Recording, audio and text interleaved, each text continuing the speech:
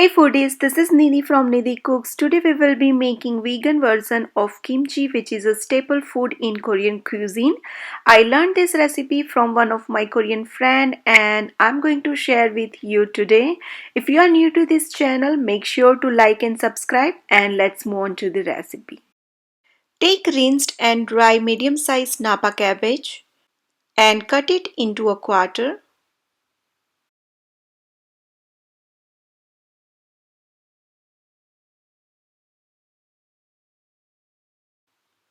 Remove the bottom part using sharp knife and cut it into small chunks.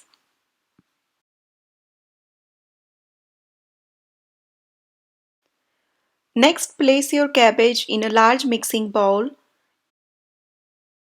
and add 6 tablespoons of salt.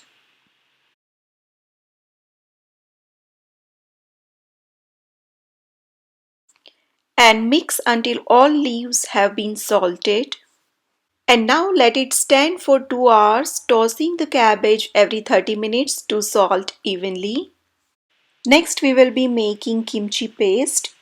Now combine the rice flour and 1 cup of vegetable stock in a small saucepan.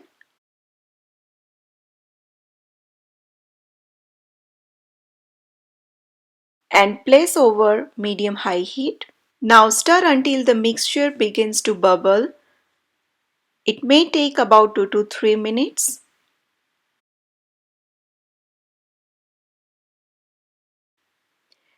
Add 1 tablespoon of sugar and stir until the mixture is slightly translucent. Now turn off the stove and let it cool thoroughly. Next, I'll be adding ginger, garlic and onion to a food processor. Add the cooled rice porridge into the food processor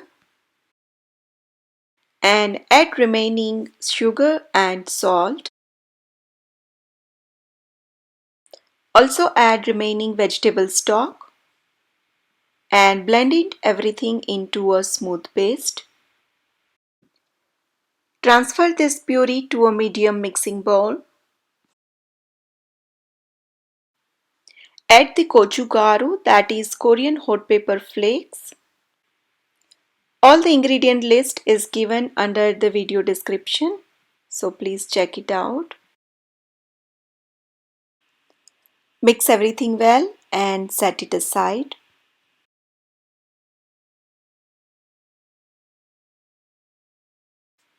Now let's get back to the cabbage.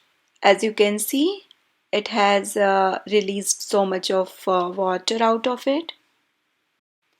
And next I'll be rinsing the cabbage 3 to 4 times with cold running water in order to remove any dirt and excess salt.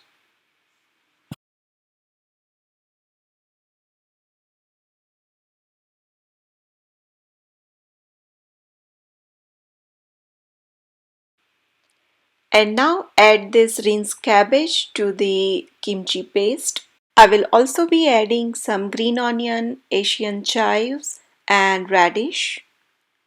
So chop everything well and add all the cut vegetables into the kimchi paste. And mix all together by hands. You can also wear disposable gloves if you like to. And now our kimchi is ready to be enjoyed.